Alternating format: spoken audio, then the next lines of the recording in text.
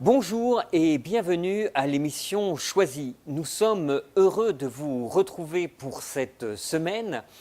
L'émission Choisie, vous le savez, je rappelle le principe, est une émission où toutes les semaines nous nous retrouvons pour parler d'un thème et effectivement aborder avec un spécialiste ce thème. Et à la fin, on termine par une question et c'est vous, chez vous, qui choisissez l'orientation de la question et qui prenez telle ou telle décision. La semaine dernière, nous avons parlé de l'imagination. L'imagination, est-ce que nous choisissons de la façonner nous-mêmes ou alors est-ce qu'on se la laisse façonner par toutes les images qui nous viennent, notamment grâce aux écrans de télévision, de tablettes, d'ordinateurs? Ou alors, on choisit de regarder telle et telle émission, telle et telle information, telle ou telle image, et à ce moment-là, on choisit de formater son imagination. Dans ce prolongement de l'imagination, nous rencontrons aujourd'hui Arthur Téné. Arthur Téné est un designer qui a vécu au Cameroun et qui est venu faire des études en design, en architecture à Montréal, donc ici au Canada, au Québec. Bonjour Arthur. Bonjour Bertrand et bonjour à toute l'équipe ainsi qu'à tous ceux qui vont nous écouter durant cette tranche d'émission. Alors Monsieur Téné, alors que nous préparions cette émission, j'ai noté cette phrase: le lieu que l'on habite construit notre pensée. Alors que pensez-vous de cela? Alors, le lieu qu'on habite construit notre pensée. Je dirais d'une certaine manière, c'est vrai parce que l'environnement qu'on habite peut d'une manière ou qu'on fréquente peut d'une manière ou d'autre stimuler notre pensée, notre humeur, voire notre comportement. Mais alors, pourquoi est-ce que les habitants qui sont dans un lieu peuvent agir d'une manière ou d'une autre? Je pense qu'à ce moment-là entre en jeu le facteur culturel. Alors, c'est particulièrement vrai pour vous, c'est-à-dire que vous étiez au Cameroun et vous êtes maintenant au Canada, au Québec. Alors, effectivement, il y a eu un changement. Tout à fait. Alors, justement, si on prend mon exemple, je suis né dans un pays où la notion d'espace est totalement différente de celle que je vis au jour d'aujourd'hui. Dans mon contexte d'origine, qui est le Cameroun, l'espace qu'on habite et qu'on partage, il se définit moins par les quatre murs que par ceux qui y habitent. Alors, l'espace se définit plus par la chaleur familiale, c'est-à-dire qu'on peut être réunis dans une cuisine et indépendamment qu'il y a, par exemple, une possibilité d'entrée de lumière, indépendamment qu'il y ait suffisamment de place assise pour les personnes, mais plus dépendamment du nombre de personnes, du repas qu'il y a autour du foyer. C'est-à-dire que ça, c'est par exemple un élément central qui structure l'espace. Alors que ici, mettons ici en Occident, l'espace a une toute autre dimension. Il y a les facteurs technologiques, il y a les contraintes climatiques, il y a même le facteur même de la culture, parce que ici, la notion d'espace, elle est vécue de façon plus individuelle. Mon espace, ma voiture, c'est des exemples assez banals, mais qui en disent long sur la façon avec laquelle les gens structurent leur notion d'espace, en fait. D'accord, donc dans le contexte dans lequel vous êtes né, dans lequel vous avez grandi, si je comprends bien, effectivement, la notion d'espace était surtout une notion interpersonnelle. Et on était moins propriétaire on n'avait pas sa chambre, ses affaires, mais c'était plus communautaire. Alors que aujourd'hui, on voit bien on va appeler l'Occident, hein, le lieu où le soleil se couche, eh bien, en Occident, on est plutôt tourné vers un espace individuel. Oui, tout à fait. Tout à fait. En fait, j'allais justement te couper en disant que durant mes études, par exemple, universitaires, la notion d'espace, mettons, dans l'aménagement d'une maison unifamiliale est bien décrite. Il y a la chambre des mères, il y a la cuisine, il y a la salle à manger. Il y a un ensemble d'espaces qui sont définis et dont il y a même pour certains espaces des dimensions minimales à respecter.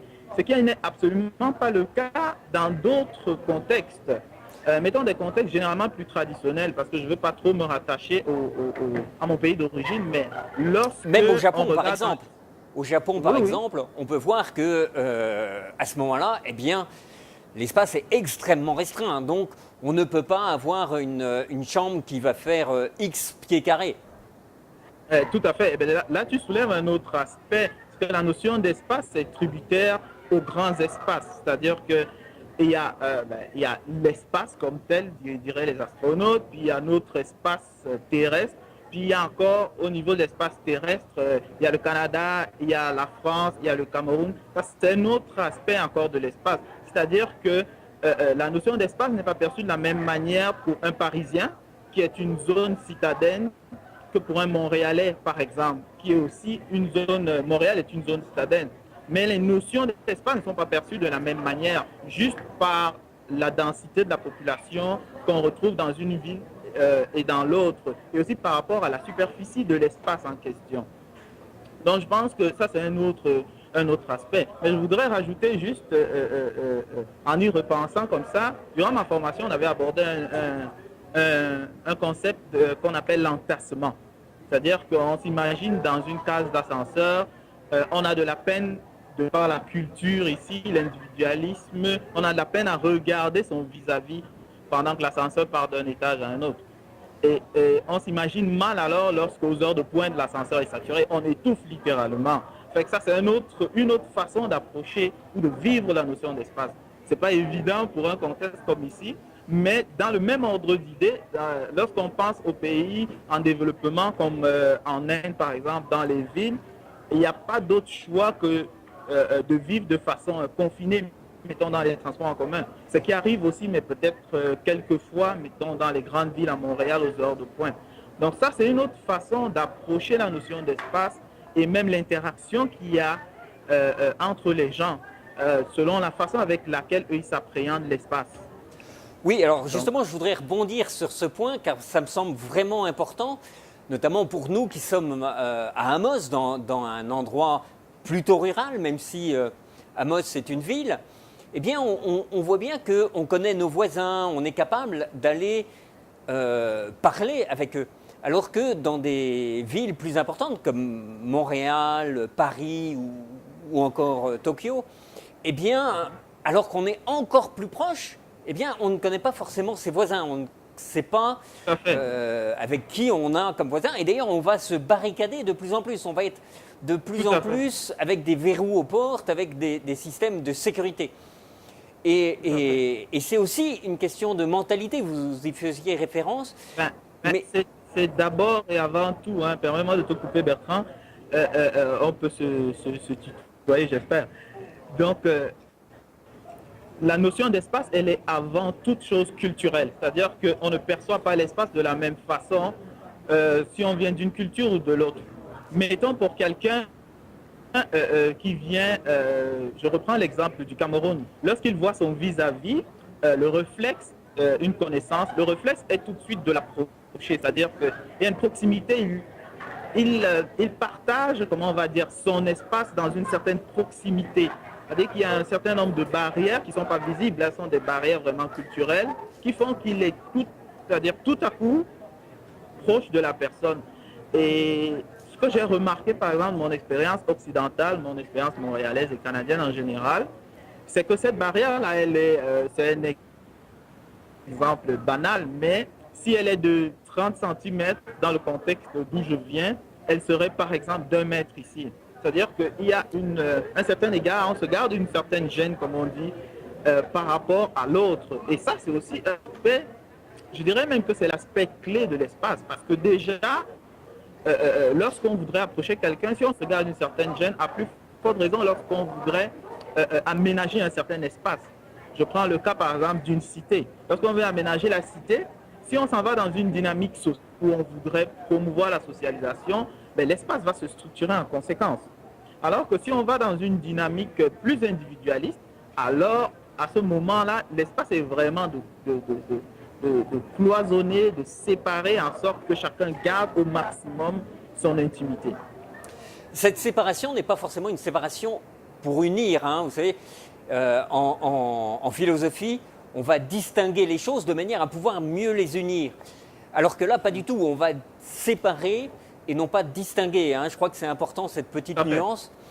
Tout à fait. Et je prends appui sur ça pour prendre un exemple que quelqu'un m'avait raconté, qu'il avait un voisin et qu'il avait prêté son marteau à ce voisin qui était à la campagne, et le voisin avait abîmé le marteau. Donc il avait racheté un marteau pour dire, ben voilà, comme je te dois plus rien, je t'ai racheté un marteau bien que je te l'ai abîmé. Et la personne qui avait prêté ce marteau, qui était vraiment de la campagne, disait, mais pourquoi il m'a racheté un marteau? Le marteau, il est fait pour servir, donc s'il est abîmé, c'est pas gênant.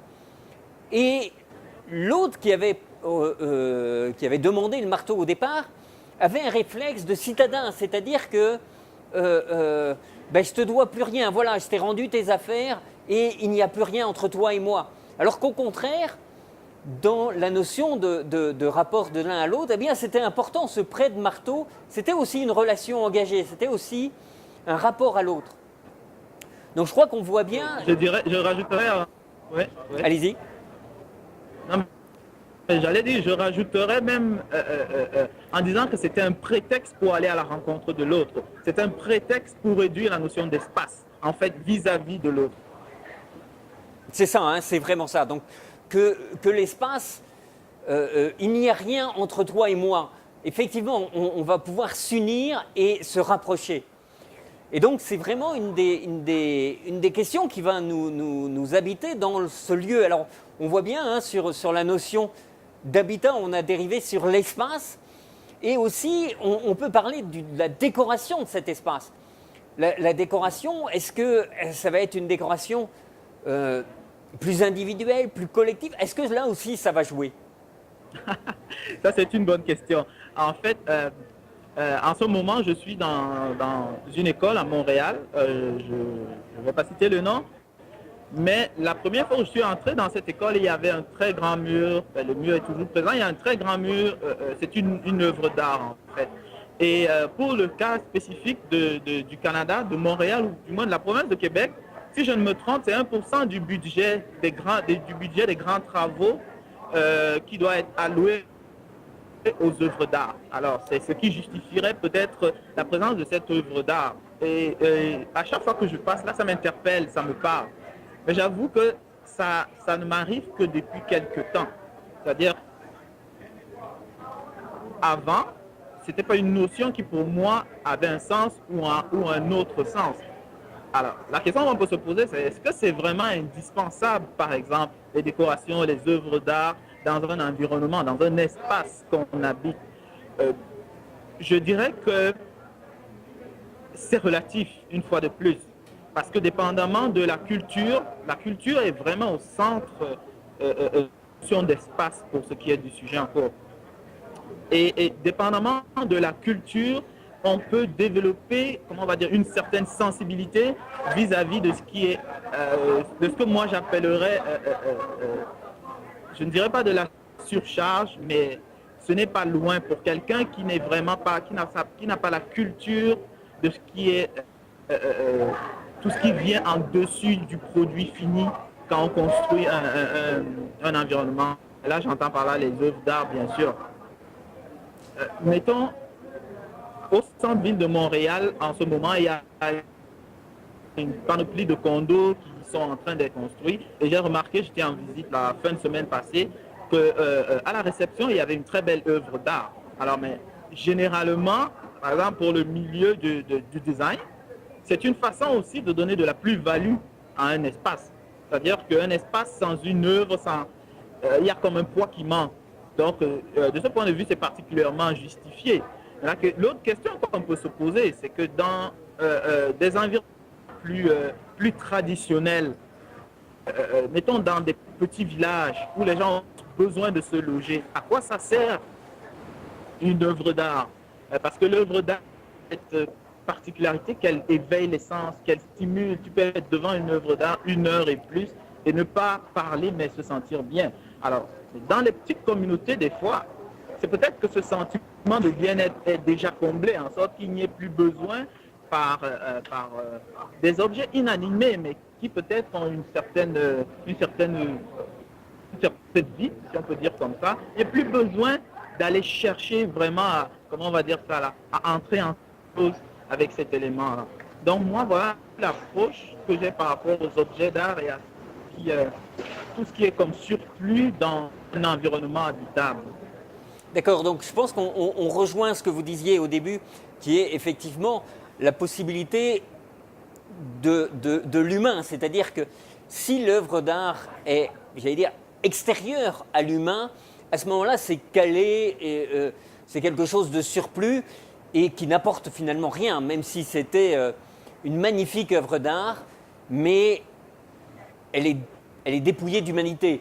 Alors que, au contraire, quelque chose de plus chaleureux, de plus humain, peut-être une ambiance, va à ce moment-là permettre aux gens de se rapprocher et ça va permettre de faire grandir l'humanité. Est-ce que c'est un peu ça? Tout à fait. Tout à fait, tout à fait. Et là, ça me fait penser à un autre volet dans l'environnement bâti, quel qu'il soit. C'est qu'il arrive souvent qu'on veuille, pour nous les professionnels, créer effectivement des espaces où les gens puissent rentrer en communication, avoir un espace d'échange. Et ça rejoint effectivement qu'est-ce que tu disais tantôt. C'est-à-dire, mettons dans un hôtel, par exemple, il y a l'espace qu'on appelle le lobby. Un lobby, dans la majorité des grands hôtels, il va être fait de manière à ce que les gens, même qui ne se connaissent pas, puissent ne serait-ce qu'avoir, se rapprocher d'une certaine manière, que ce soit par la décoration, que ce soit par la direction, c'est-à-dire que juste le parcours qui fait que les gens puissent se rencontrer. Et ce que je trouve intéressant dans tout ça, c'est que c'est tous des concepts qui arrivent au moment où on se rend compte que la société est de plus en plus individualiste. C'est-à-dire maintenant, on crée comment on va dire ça, on trouve par des moyens architecturaux des prétextes ou des façons de permettre aux gens d'entrer en communication. Ça, je trouve intéressant. Et versus, comment on va dire, les ambiances plus traditionnelles ou alors versus des ambiances de vie en région où les choses sont naturellement faites pour que les gens vivent de façon chaleureuse, de façon plus ouverte, à l'exemple du marteau que tu prenais tantôt. C'est ça, on voit que par exemple, l'histoire, si on regarde l'histoire de chaque pièce, elle a énormément évolué. Je vais prendre par exemple la salle de bain. La salle de bain n'était quasiment pas développée au XVe siècle, il n'y en avait même pas du tout. Alors que la cuisine a toujours été un lieu chaleureux. Dans l'histoire de l'humanité, c'est peut-être le lieu le plus chaleureux qui a existé, puisque tout s'est toujours passé autour du foyer dans lequel on faisait chauffer la nourriture. Et donc, tout à l'heure, vous y faisiez référence en parlant de la tablée familiale, hein, du lieu où tout le monde vient. Et effectivement, la cuisine était toujours un lieu important, un lieu où on se retrouvait. Tout à fait, tout à fait. Et puis, un autre aspect de la notion d'espace, c'est que là, je regardais encore dans certaines revues, puis je me suis rendu compte que le bureau tel qu'on le connaît aujourd'hui tire un peu son histoire des bureaux des moines.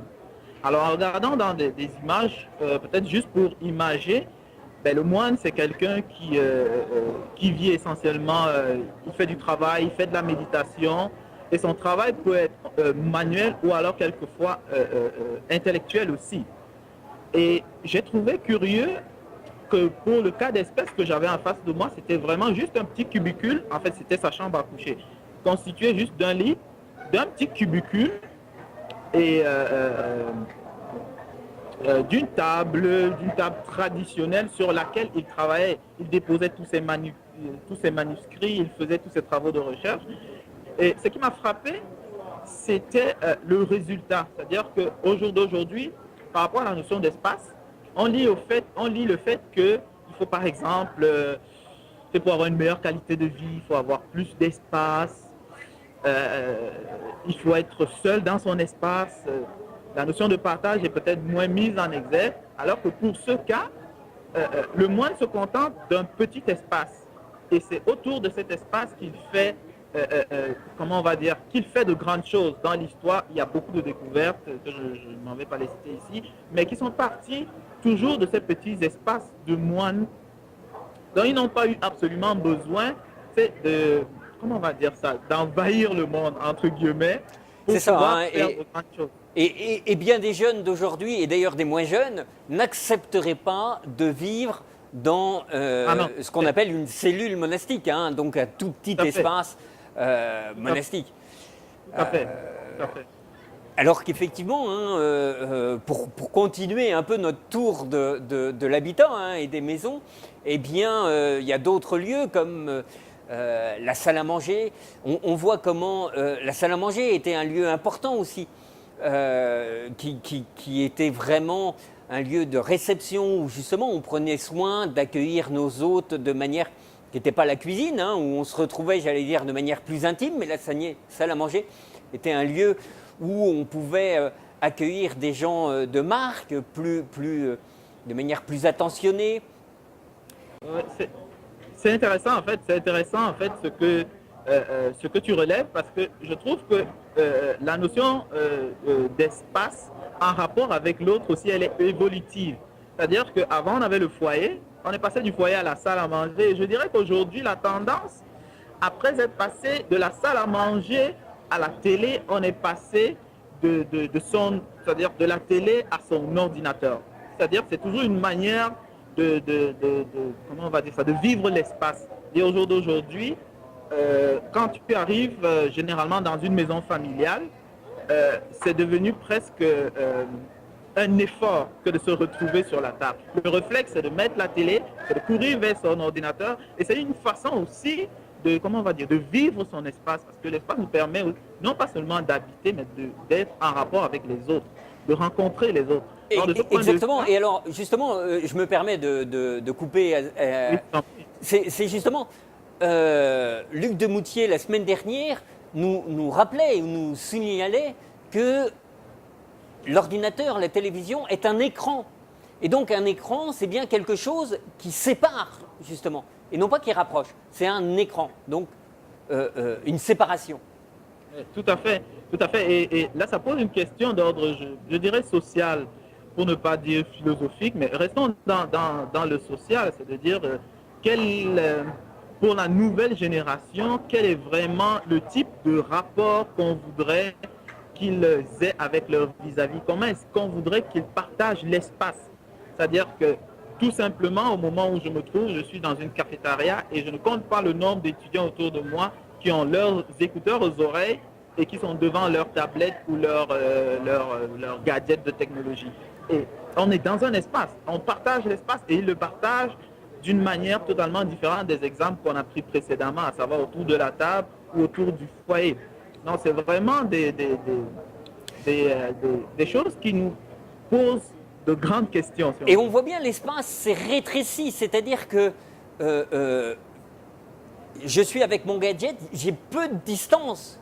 C'est-à-dire que seul ce qui est autour de moi, mais très proche, à ce moment-là, constitue mon espace. Je ne vais pas... il y a une étude qui est sortie très très récemment qui fait qu'effectivement, qui posait la question pourquoi on interdit aux enfants de marcher. Et on voyait que il y a de ça, nos arrière-grands-parents pouvaient marcher 10 km pour aller à la pêche. Et aujourd'hui, l'espace dans lequel on permet à l'enfant de marcher, c'est en gros les 10-20 mètres autour de la maison. Donc on voit comment l'espace pour le grand-père qui était vraiment important, puisqu'il pouvait aller à la pêche à 10 km de la maison, s'est rétréci pour devenir presque insignifiant, enfin vraiment ridicule. Tout à fait. En fait, je prendrai à titre d'exemple une émission de Isabelle Maréchal. Elle l'anime tous les jours sur le 90.5 ici à Montréal. Et justement, elle prenait par exemple le fait que maintenant, plus comment est-ce qu'on va user de prudence pour protéger nos enfants, parce que la notion d'espace a beaucoup évolué depuis une génération, à peine deux, pour le cas de la province de Québec. Et elle se rappelait avec nostalgie que eux, pendant les vacances, ils étaient laissés à eux-mêmes dans le quartier comme ça.